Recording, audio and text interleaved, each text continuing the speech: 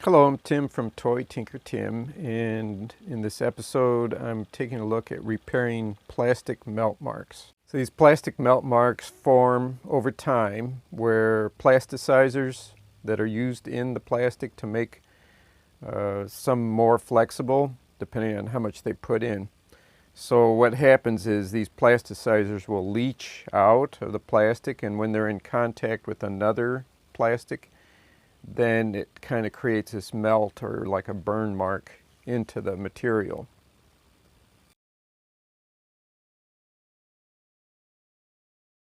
There are lighter spots of discoloration on this radio backpack. It's from 1975, and but the ones I'm really looking to do more extensive repair work on are these two. It's a circular one, and then another one with a series of like deep grooves and lines in it. I'm briefly starting with some of the 120 grit sandpaper. And I'm going to be moving on to the 1500 grit. I'll be using that a little more extensively. And the 3000 grit is another one I'll be using more heavily as a finishing to work out on those areas with the melt mark. So to get the really hard, rough, raised edges off real lightly, I'm going to go at it with the 120 aluminum oxide sandpaper. And I'm not looking to get in very hard on into the surface. I just want to knock the edge off of these raised spots. So as I transition into this 1500 sandpaper, it's important to just make sure you're doing more circular, not back and forth. These circular rubbing out here with sandpaper will prevent heavy lines and grooving going on from that. So keep it in circular motion.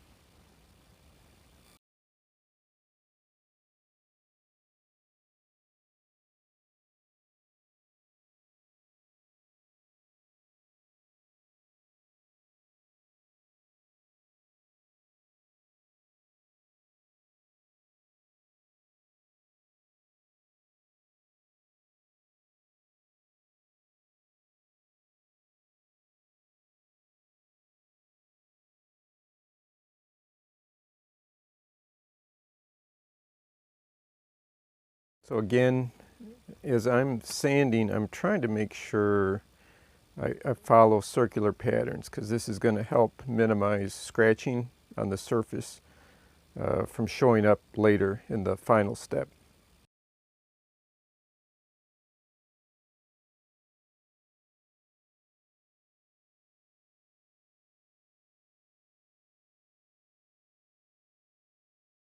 So then I'm going to move down here to the 3000 grit for the sandpaper, again following the circular motion as you're sanding onto the plastic.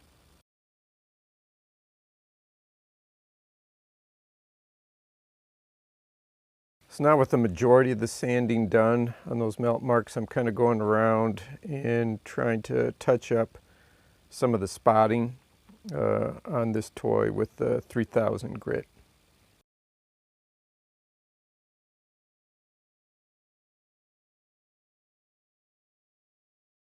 I've put a narrow strip of the 3000 grit here over a pencil, and that way I'm just really trying to focus on putting some pressure and attention specifically into some of the deeper, rougher melt mark area.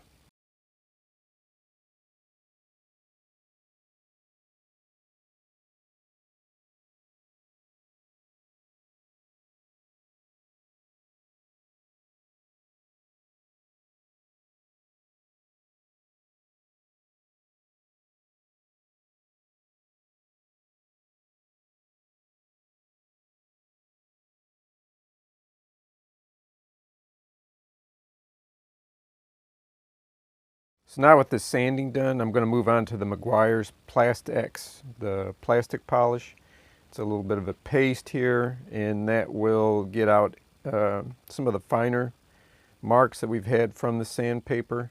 but also the dullness and just wear on the plastic itself from ages, from time.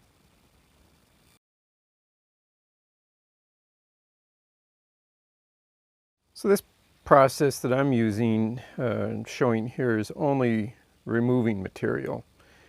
If you had a very deep bad melt mark, I'd suggest using a 2-part epoxy putty to fill in those low spots after doing this initial sanding.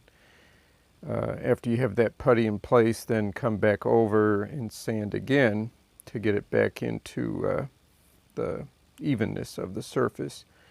And then you would have to do a paint to color match the rest of the plastic around it.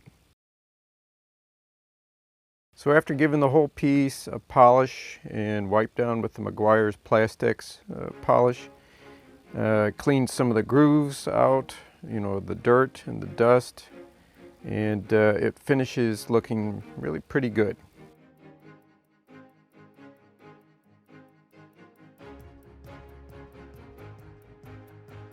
And then here's a side-by-side comparison. We're taking a look here again at the original and after the sanding and cleaning. Well, while it's not a mint item, it's still turned out to be a good piece here. After the sanding out the melt marks, hitting it with the plastic polish, getting it nice and cleaned up, it turns out to be a good presentation piece and still something of value here. So hope you enjoyed this episode. You got to learn a little bit about working with melt marks in the plastic. And hit the like, hit the share, and remember to please subscribe to the channel to help Toy Tinker Tim grow. And thanks for watching.